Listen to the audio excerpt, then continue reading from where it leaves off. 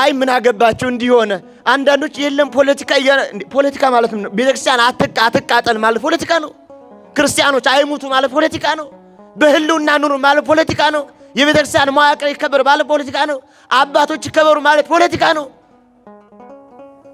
ፖለቲካ ማለት እኮ አንተ ወረድ እኛ እንንገስ ወይም ሌላ ጉዳይ ከሆነ ነው እኛ ያልነው ኦርቶዶክስ መሆናችን ወንጀል አይደለም ነው ያልነው ኦርቶዶክስ መሆናችን እንዳንኖር ያደርግም ነው ያለነው ቤተክርስቲያን የጥቃት ማዕከል ሁናለች ሳትገፋ ሳትበድል ወራሪ ዘራፊ ተደርጋለች ስሟ ጠልሽቷል ምንድነው በደሏ ሳትበድል ለምን ሆነች ነው ጥያቄያችን የቤተክርስቲያን ጥቃቱ ብዙ ነው ስርዓታዊ ፖለቲካዊ ኢኮኖሚያዊ ማህበራዊ ህልውናዊ ነው ብዙ ነው መልኩ የተጠቃችበት ድቀት ያገኛት በዙ መልኩ ነው ለምን ድቀት አገኛት ካልን ግን ያኛው እንዳለ ሆኖ ውስጣዊ ሂደቱ ደግሞ ስላለ ነው ውስጣዊ ሂደቱ አንደኛው ኦርቶዶክሳውያን ዓለም ላይ ያለውን ኦርቶዶክሳዊ ጥፋት ተንኮልን ስለማይረዱ የተረዱትም ቀድሞ ስለሚያልቁ ሁለተኛው በዚያው ውስጥ በቤተክርስቲያን መዋቅር ውስጥ በጣም ደካማና አቅም የለሽ ሰዎች ስለተሰገሰጉ ቤተክርስቲያን ለዓለም ተግሳጽ ናት ለዓለም ምክር ናት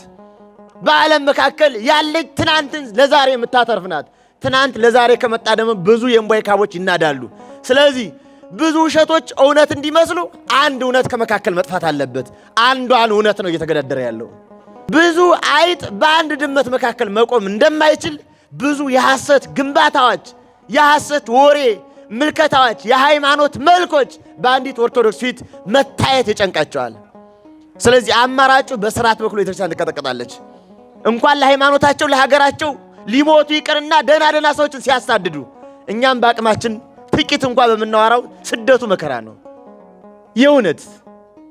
የውነት በትንሿ እንኳን ሀገር አልባ ክርስትና አልባ የማይቆጨው የማይበሰጨው እኔ መምህር የተባሉት ማስተምረው የትኛውም መድረክ የቤተክርስቲያኗ ሲከበር ነው ቤተክርስቲያን ሳትኖር ሆዱ ከሞላ ደረቱ ከቀላ የማይሰማው ብዙ አረመኔ ያለን ሌላውን ትተን እንኳን በዚህ 5 ዓመት ውስጥ የኢትዮጵያ ኦርቶዶክስ ተዋሕዶ ቤተክርስቲያን መሆን ባለባት የመከራ አይነት ሁሉ ሆናለች ማን ነው ያደረጋት መዋቅሩ ያ ስርዓትን ለብሶ ወርሶ ተምሮ የመጣው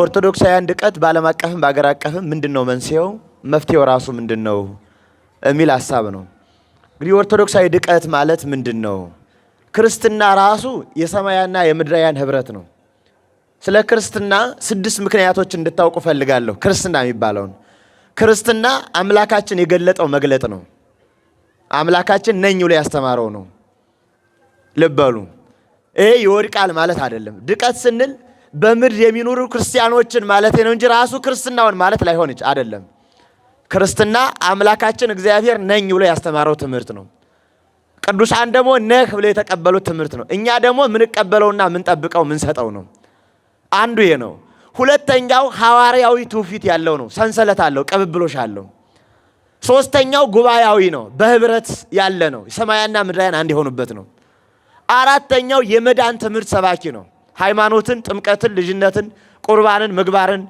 ኦርቶዶክሳዊ ጉባኤን የሚሰብክ ነው አምስተኛው በተስፋ የምንኖርበት ዓለም ነው ክርስትና በዚህ ውስጥ ሰፊ ነገሮች የሚተነተኑበት ነው ታዲያ ኦርቶዶክሳዊነት ክርስቲያኖች የሚባለው እነማን ነው ጥያቄ የሚሆነው ክርስቲያን ስንል መላእክትም የክርስትናው ማህበር ናቸው ጻድቃን በገነት ያሉትም የዚያ አባላት ማህበር ናቸው ብሔረ ሕያዋን ብሔረ ብፁዓን ያሉትም የዚያ አባላት ናቸው ስውራን ግሁሳንም የዚያ አባላት ናቸው በዚህ ዓለም ያለን እኛም የዚያ አባላት ነን ግን ጉዞ ላይ ነው ያለን ሌሎቹ ድል አድርገዋል ጨርሰዋል ጉዟቸውን እኛ ደግሞ በመጓዝ ጎዳና ላይ ያለነው በመጓዝ ጎዳና ላይ ያሉ ክርስቲያኖች ማለት ነው ባጭሩ ይሄ በተጋድሎ ጎዳና ላይ ያሉት እኛ ጎዳና ላይ ያለን ሰዎች በክርስትና ተጋድሎ ዓለም ያለን ሰዎች መዳናችሁን ፈጽሙ ትጉ እንደተባልን ሐዋርያው እንደነገረን በትጋት ጎዳና ላይ ያለን ሰዎች ምን እየገጠመን ነው ምንድነው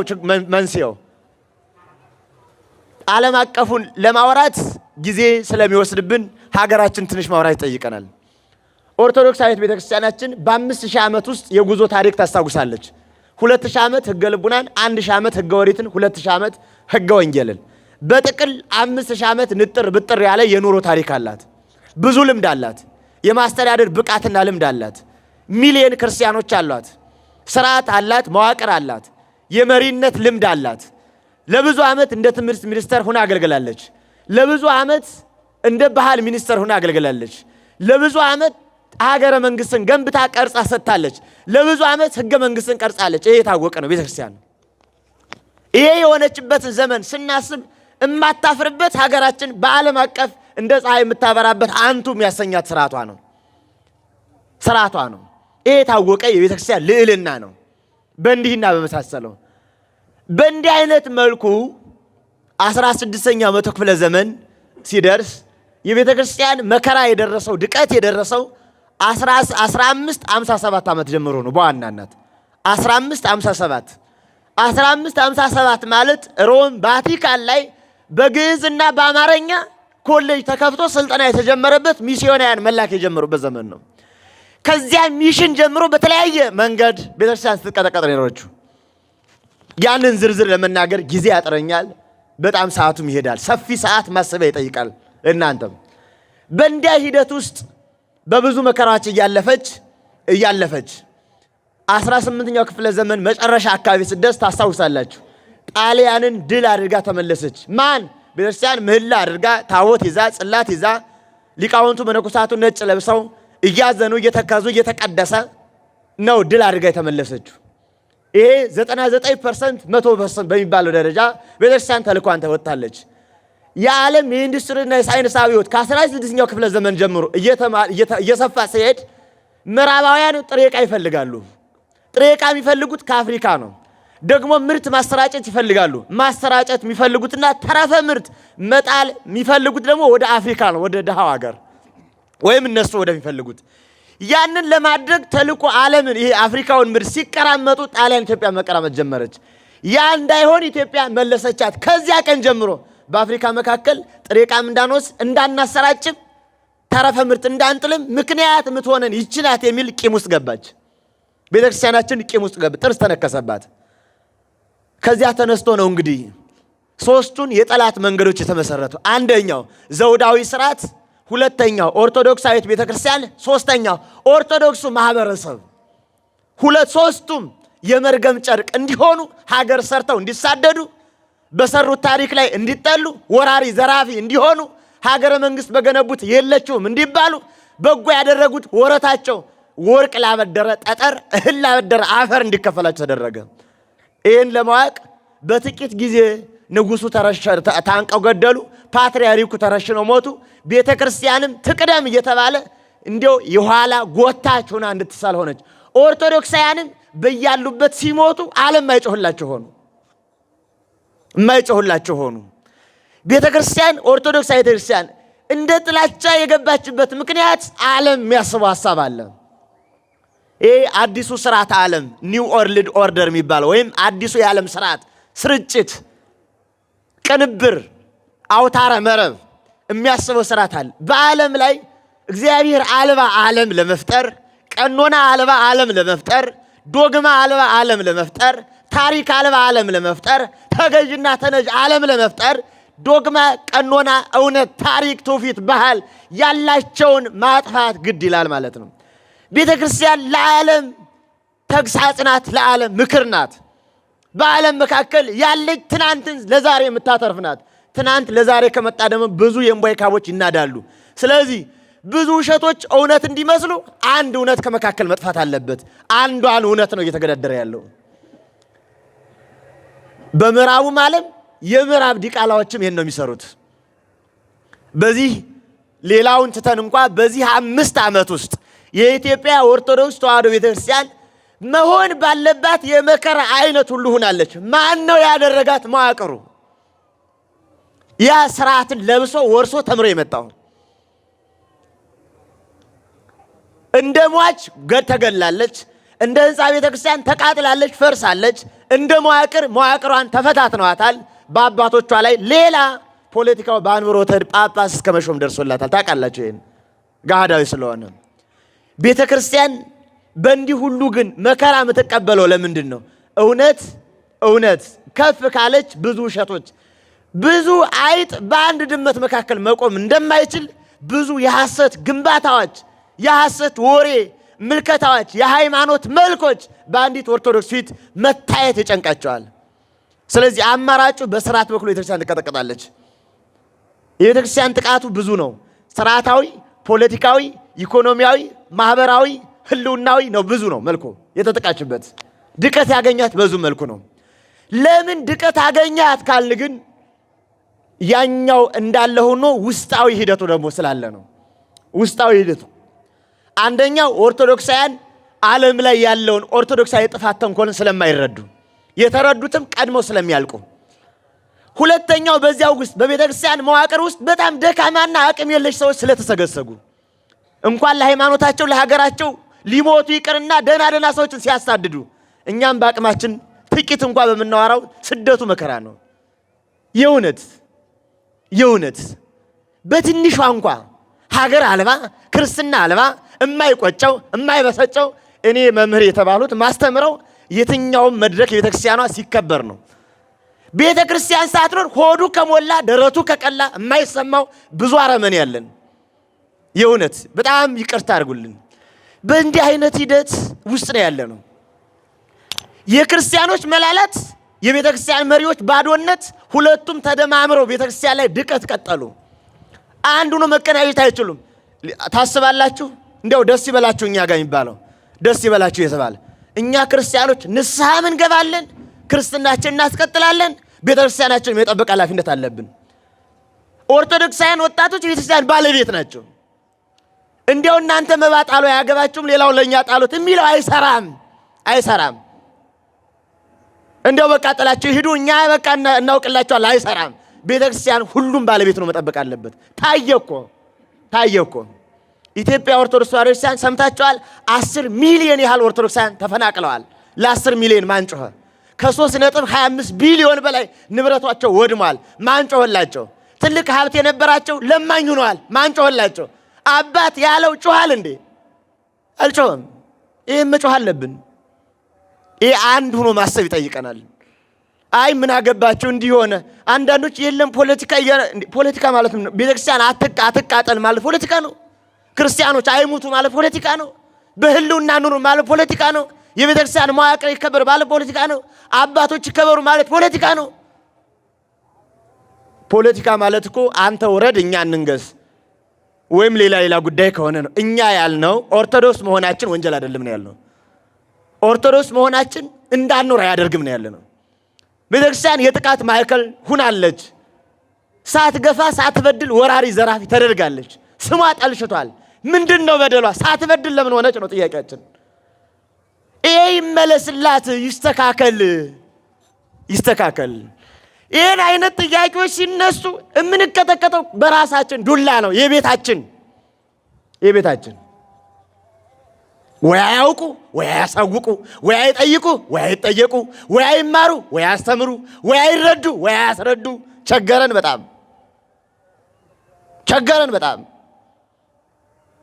በእንዲህ አይነት ደዌ ውስጥ ተጠምጥመን ተያዝንና በእንዲህ አይነት ውስጥ መከራ ውስጥ ገባንና እኛ ክርስቲያኖች በየትኛውም መከራ አየን።